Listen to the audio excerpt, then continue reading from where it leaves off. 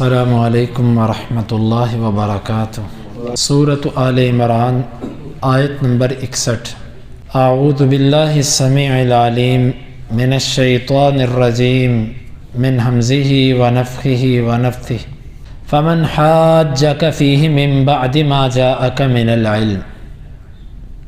علم آنے کے بعد آپ سے عیسیٰ کے بارے میں کوئی بھی جو جھگڑا کرے، فَقُلْ تَعَالَوْا نَدْعُ أَبْنَاءَنَا وَأَبْنَاءَكُمْ وَنِسَاءَنَا وَنِسَاءَكُمْ وَأَنفُسَنَا وَأَنفُسَكُمْ۔ آپ اس سے کہیے کہ آؤ ہم اپنے اور تمہارے بیٹوں کو، اپنی اور تمہاری عورتوں کو، اور اپنی اور تمہارے نفسوں کو بلاتے ہیں، اکٹھا کرتے ہیں۔ ثُمَّ نَبْتَهِلْ فَنَجْعَلْ لَعْنَةَ اللَّهِ عَلَى الْكَاذِبِينَ، پھر ہم مباہلہ کریں گے، ہم اللہ کی لعنت جھوٹوں پر کرتے ہیں۔ یہ صورت، اس کے اندر جو مباہلے کا واقعہ ہے وہ اس آیت نمبر 61 کے اندر ہے۔ مباہلے کا لفظی معنی بھی یہی ہوتا ہے کہ ایک دوسرے کے اوپر لعنت کرنا، جو جھوٹا ہے اس کے اوپر اللہ کی لعنت کرنا۔ پہلے ہم اس آیت کی کچھ تفسیر کریں گے، اور پھر اس کے بعد اس آیت مبارکہ سے جو مسائل اخذ ہوتے ہیں، یا جو بعض باطل فرقوں نے اس سے غلط قسم کے استدلال کیے، اس پر انشاءاللہ محاکمہ کل کے درس میں۔ آج صرف اس آیت کی لفظی وضاحت کی جائے گی۔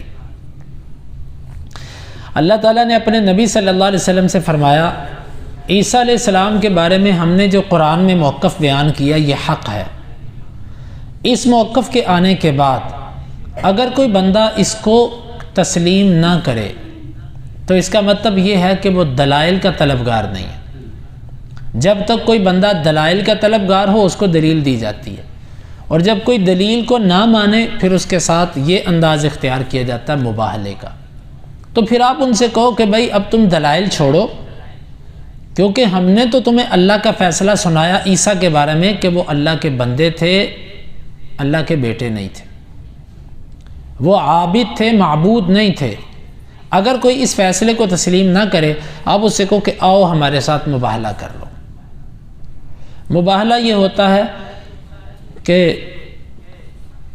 دونوں فریق جو ہیں وہ اپنے آپ کو بھی، اپنی اولاد کو بھی، اور اپنی بیویوں کو اور اپنے اہل خانہ کو لے کر آتے ہیں، اور پھر یوں ایک دوسرے کے لیے بد دعا کی جاتی ہے کہ اللہ ہم میں سے جو جھوٹا ہے اس پر تو اپنی لعنت کر۔ اس کو مباہلہ کہتے ہیں۔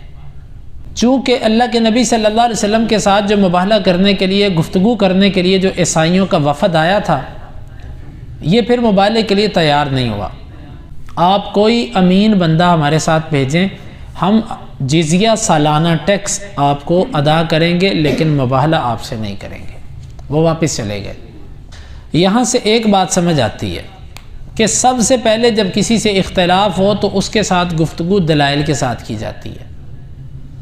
جہاں تک دلائل چلتے ہوں وہاں تک دلائل چلانے چاہیے۔ جب کوئی دلائل کی زبان کو تسلیم نہ کرے، قبول کرنے سے انکار کر دے، پھر اس کے لیے دوسرا طریقہ یہ ہوتا ہے مباہلے کا۔ تو اصول اس کے بارے میں یہ ہے کہ جب کوئی بندہ دلائل کو تسلیم نہ کرے پھر اس کے ساتھ مباہلہ کیا جا سکتا ہے، چاہے وہ مسئلہ عقیدے کا ہو، چاہے وہ مسئلہ عقیدے کا نہ ہو، فرعی مسائل میں سے ہو، اس کے اوپر مباہلہ کیا جا سکتا ہے۔ جس طرح کہ اسلاف میں سے ہمیں اس کی مثال ملتی ہے کہ امام سفیان ثوری رحمۃ اللہ علیہ امام اوزاعی کے ساتھ ملے۔ اب امام سفیان ثوری رحمۃ اللہ علیہ کوفہ کے بہت بڑے امام تھے، اور اسی طرح جو تھے امام اوزاعی رحمہ اللہ، یہ شام کے امام تھے، تو دونوں کا بہت نام تھا۔ دونوں آپس میں جب اکٹھے ہوئے تو رفع الیدین کے مسئلے پہ بات ہو گئی۔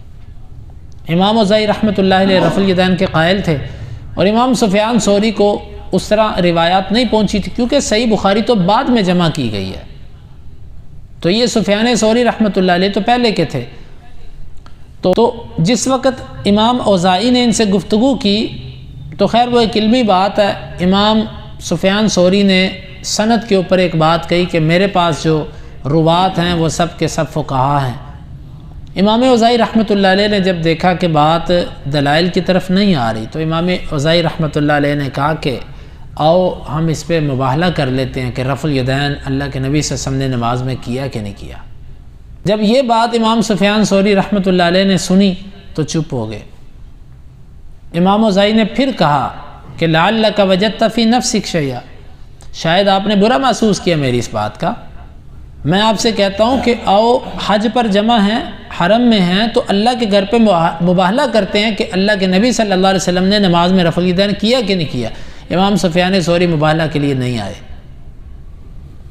حالانکہ سفیان ثوری رحمۃ اللہ علیہ حدیث کے، فقہ کے، تقوی کے، ورع کے، ہر چیز کے امام تھے، لیکن وہ سمجھتے تھے، وہ مباہلے کے لیے نہیں آئے۔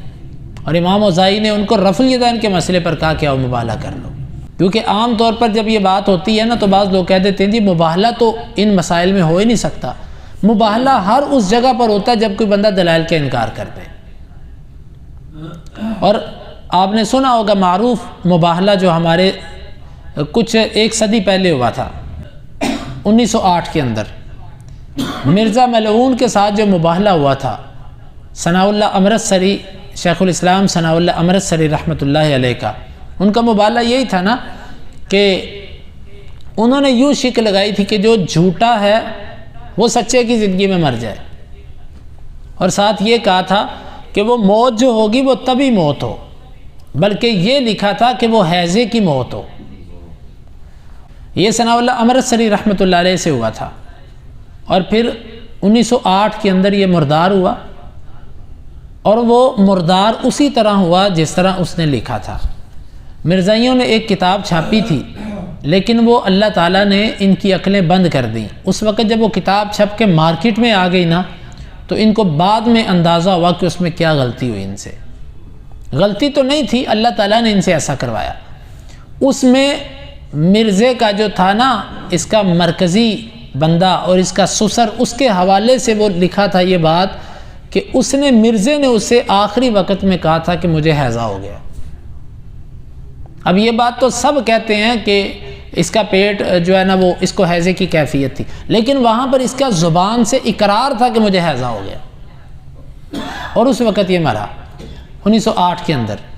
تو الحمدللہ ثناء اللہ امرتسری رحمۃ اللہ علیہ 1908 کیا، 18 نہیں، 28 نہیں، 38 نہیں، 48 پاکستان بننے کے بعد سرگودا کے اندر آ کر یہاں پر تبھی موت فوت ہوئے تھے۔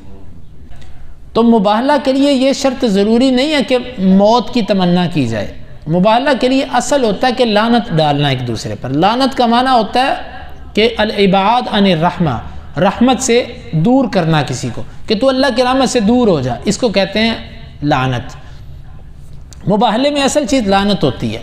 تو اللہ کے نبی صلی اللہ علیہ وسلم نے بھی ان سے کہا تھا کہ آؤ تم لے کر آؤ اپنے بچے، اپنی عورتیں اور اپنے آپ کو لے کر آؤ، کیونکہ یہ جو کیفیت ہوتی ہے نا، جب انسان خود بھی آتا ہے، اپنے بیوی بچوں کو بھی لے کے آتا ہے، تو یہ ایک بڑی عجیب کیفیت ہوتی ہے۔ اس کو ذرا تصور میں لائیں، دوسری طرف سے بھی پورا خاندان آ جائے اور آپ کی طرف سے بھی پورا خاندان، اور بیٹھ کر پھر بات کریں کہ جو جھوٹا اس پر اللہ کی لعنت، بندہ اس موقع پر ویسے ہی ڈر جاتا ہے۔ آپ نے فرمایا لاؤ، لے کر آؤ، مباہلہ کرتے ہیں۔ یہاں پر بھی ایسا ہی پیچھے ہٹ گئے، ہم اللہ کی لعنت کرتے ہیں جھوٹوں پر، لیکن اس کے لیے وہ تیار نہیں ہوئے۔ پھر انہوں نے جزیہ دینے کا فیصلہ کر لیا۔ اب اس آیت کے اندر کچھ گفتگو باقی ہے۔ سب سے پہلی بات ہے کہ یہ وفد کب آیا، اور اس وفد کے ساتھ اللہ کے نبی صلی اللہ علیہ وسلم کی گفتگو کیا ہوئی، اور پھر اللہ کے نبی صلی اللہ علیہ وسلم نے مباہلے کے لیے کن کو تیار کیا، آپ کن کو لے کر گئے تھے۔ یہ جو چیزیں ہیں انشاءاللہ العزیز یہ کل کے درس میں، اور یہ اہم ترین چیزیں ہیں، اور اس میں آیت مبارکہ سے باطل لوگ کیا استدلال کرتے ہیں، انشاءاللہ اس پر گفتگو کل کے درس میں کریں گے۔ اللہ تعالیٰ سے دعا ہے اللہ تعالیٰ اس آیت مبارکہ کو سمجھنے کی اور اس کے تقاضوں کو پورا کرنے کی توفیق عطا فرمائے۔